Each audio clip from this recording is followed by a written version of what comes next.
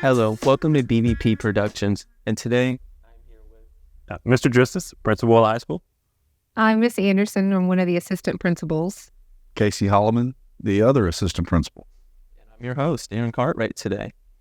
Now, this is probably our biggest podcast we've had yet. We have the boy and girl assistant principal here with us from the high schools. Yes, I agree. Yeah. And the principal himself.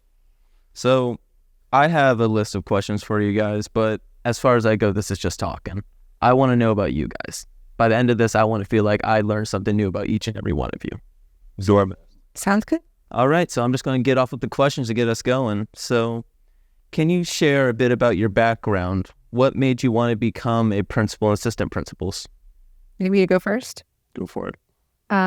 So both of my parents were educators, and so that's why I got into it. And then, I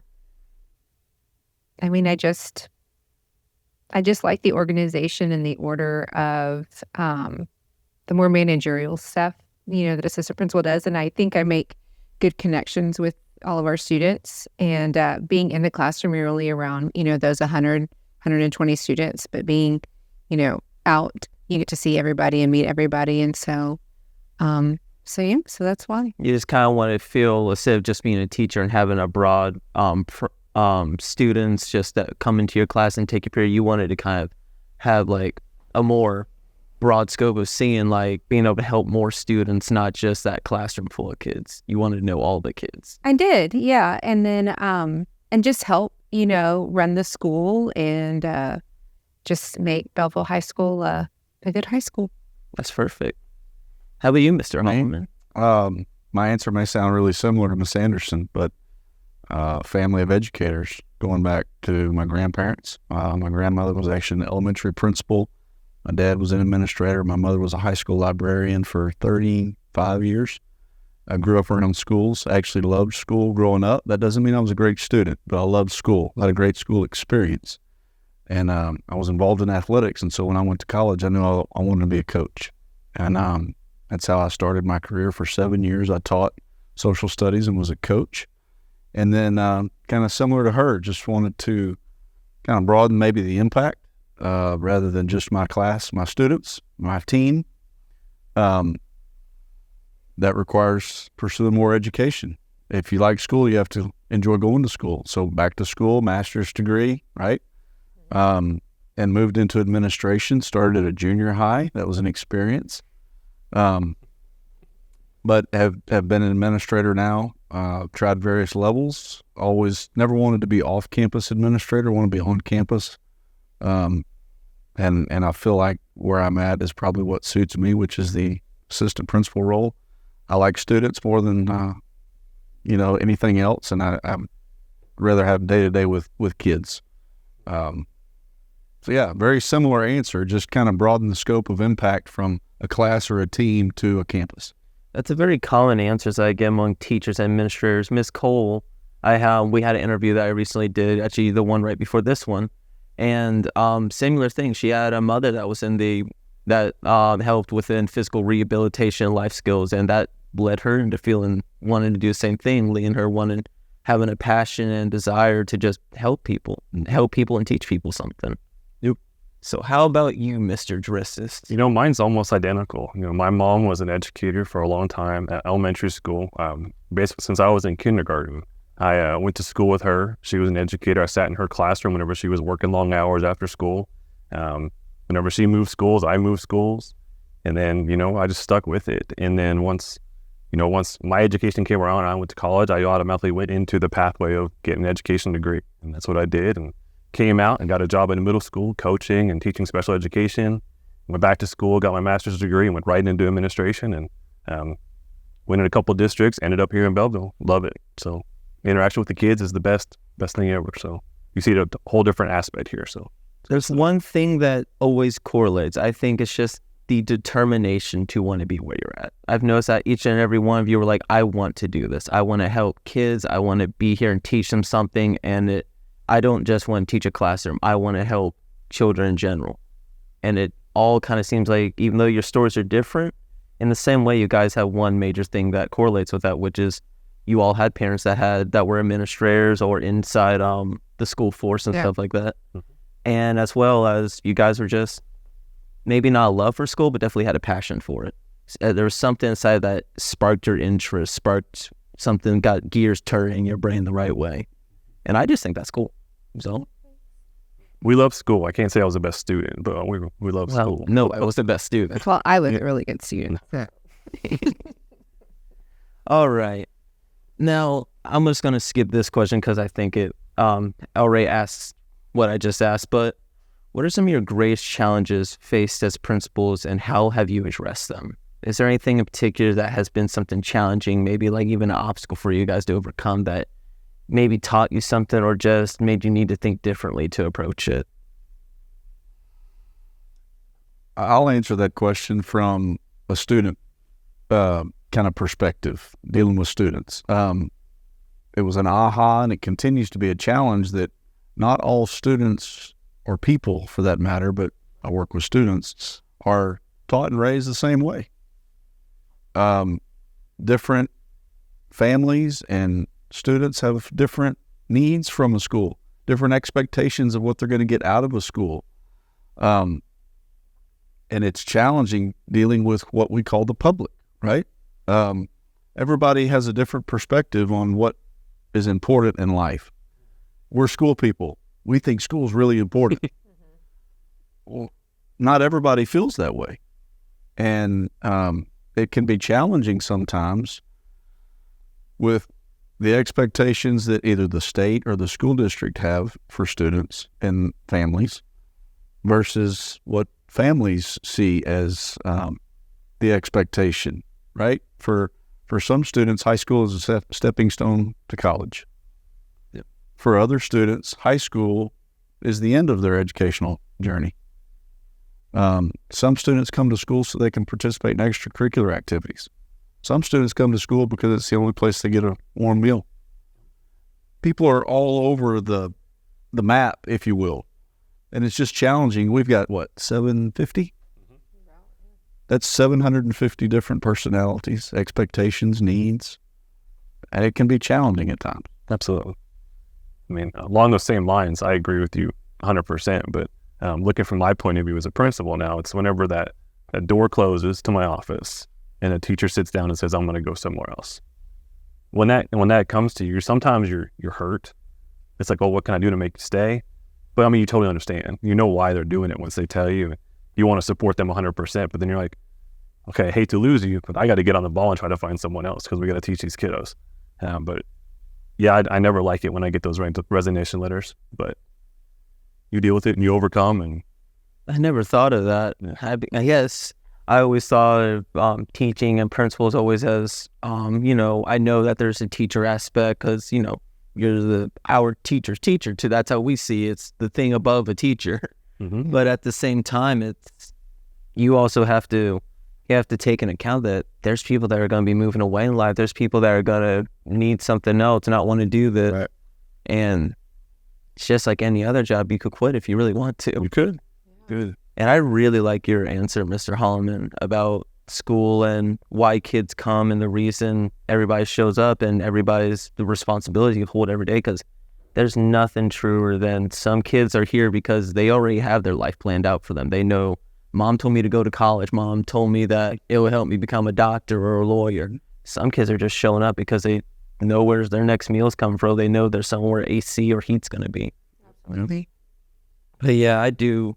No matter what somebody goes through with school, no matter if you're like, oh, I got a math test today, or, oh, I got so much notes to do in English. The school is supposed to be a place that provides you with education and a safe environment to broad and make your knowledge grow. Learn something you didn't know when you walked in and left this morning. So that's at least how I see school. Yeah. It's a safe place. Then hopefully For have a all good time while you're here. Yeah. Miss Anderson, how about you? Do you have anything as assistant principal that you feel like has been one of your big triumphs? I don't know about triumphs, but I guess in this new position, I'm relatively new to it, just learning like all the different hats that I have to wear every single day. whether I have to, do computer work and I'm just in my office working, or I'm in classrooms, just doing walkthroughs, or I'm testing and, I have to make sure everybody's where they're supposed to be and organized, or if we have like a Zoom call or we have meetings to go to. I mean, there's lots of different hats that we wear every single day. And the most important thing is just being present, present for our teachers, present for our students, present for, all the staff, custodial, janitorial, cafeteria, maintenance, just being there and being present. But yeah, I think like the most challenging thing is just how to balance all of those and be good at doing it. So can't just be a one-trick pony. You got to know your way around. Oh yeah, no, you gotta, yeah, and then you have to switch hats. On a flip of a dime. You might be dealing with a student, and then somebody comes in with something else, and you have to address it. And yeah. I mean, many places have schedules and routines and stuff like that, but in a school, you have no idea what's going to happen next. I mean, you may have a day planned out, but if you hit everything on your one day that you planned out, that's a miracle. Mm-hmm. I agree with that completely because I know the other day when the tours were still going on, I was looking for Mr. Hollomon. I couldn't find him. Every place I went that told me where he was somewhere else new. He was in the parking lot dealing with the... You don't need to go there. But I know I am very aware of how fast you guys move, how much you guys are doing. It's like you guys are speed racer around school, always getting something done. I was today, yeah. For sure. I know definitely Mr. Hollomon is. In a way, that's one of the enjoyable parts. It is. To me, not everybody likes that, but to me is, like Mr. Dristas said, no day is ever going to be what you thought. When you wake up, you don't know exactly what you're going to deal with administratively that day. Right. I like that rather than an office environment where you're doing accounting every day, or you're a salesperson, you're selling whatever every day. I like the fact that it's not all the same. You like the unpredictability. You like walking into a new job. Not always. Yeah. But I just like, know what's next. It interests you. Walking into something new every day. You like not having your day every day planned out. Right. Well, we're going to skip into a few little casual questions because I've been asking you about your career since you first got here. So how about you? Now, these can be anything from silly to just something maybe to let the viewers know a little bit more about you. Okay. So let's start off with, if you could have a deep conversation with any historical and or fictional character, who would it be? Now, we had to add fictional because Ms. Bailey felt inquired to be like, Does she go Disney? She went everywhere. Okay. She gave me a few options.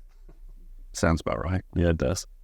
She's a Deep conversation with any fictional or historical person. It could be historical, philosophical. Ms. Anderson, I think, take this one first. I don't know. for a second. The first thing that's coming to my mind is like Alice in Wonderland, and like, I don't know why. But it's like, Alice, why would you follow that rabbit down the path, the hole? And then the party. And then I know, but the whole thing is just ridiculous. It's slick. It's very slick. Because the whole thing is nonsense, and it just has no logical sense. Like, that's something about me. I'm very logical, very in order. I'm very right-brained. It is black or white. There is no gray. I am not artistic. I'm very math-oriented. And so something that doesn't make logical sense, I just cannot fathom it. So when you're asking me that question, I'm like, God, I don't even know who I would say. I don't know why Alice, when you said fictional character, I'm like, I think I would ask Alice, like, what was she thinking? That's deep. By the way, deep conversation. Deep. Okay, let me get away from Alice at one. Yeah, make me go a little more serious. No, it's not going to be totally serious, but I'm a big baseball guy. Okay, I used to love I was born in Pennsylvania. I love the Pittsburgh Pirates. I loved Roberto Clemente. Okay, I didn't ever watch him play, but I've heard all these kinds of stories about him. But he died in a plane crash way too early. But I would love to just sit and talk to him. Just what was his mind like coming into the major leagues, and what was he doing with all his charities?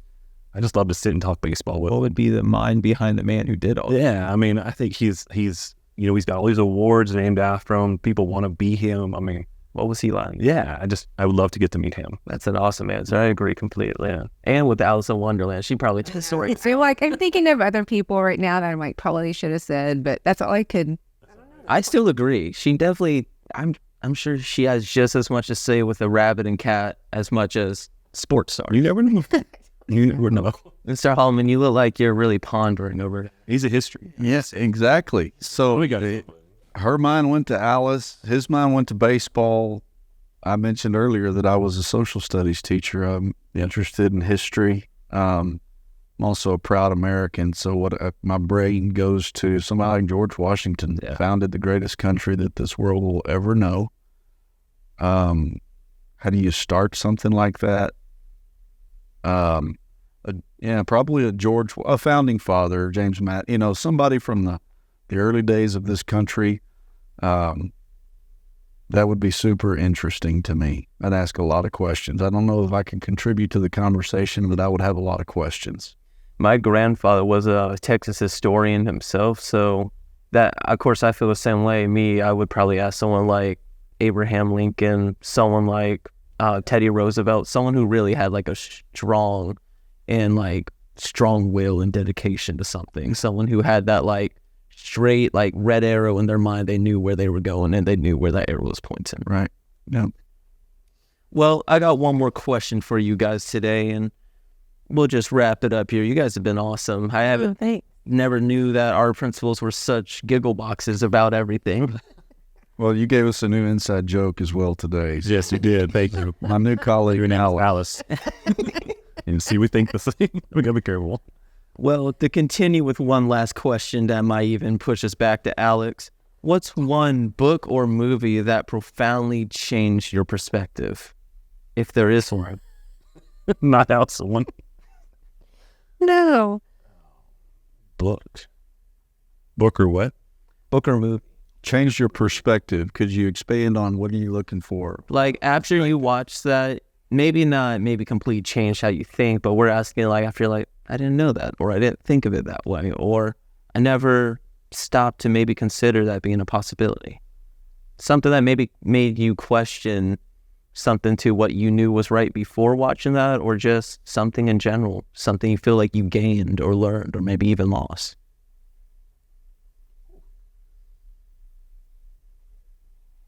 Not a big movie guy. Not that type of movie, at least. Oh, gosh. The first book that came into my mind, just because I think it was read to me 197 times by my grandmother as a small child, and it just promotes the idea of don't ever quit, don't give up. The Little Engine That Could. I remember that one. Yeah, don't ever quit it. Don't ever give up.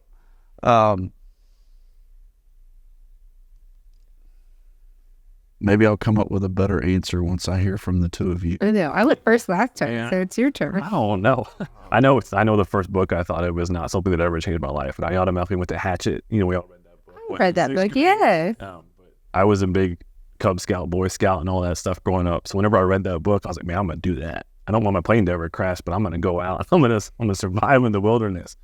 But I'm trying to think of a movie that maybe changed the way I thought about things. But I always just like the inspirational movies, all the sports inspirational movies, like Remember the Titans and stuff like that. I always just love those. They give me good ideas as to what to strive for. So maybe not change my perspective or anything, but just, good inspirational stuff. Yeah, just kind of made you after you're like, all right, Yeah, good now. It's good stuff. Yeah. That's completely fair. You got anything, Miss Anderson? I don't. I mean, It's okay not to have an answer. well, I mean, like I read a lot of like fiction, stories.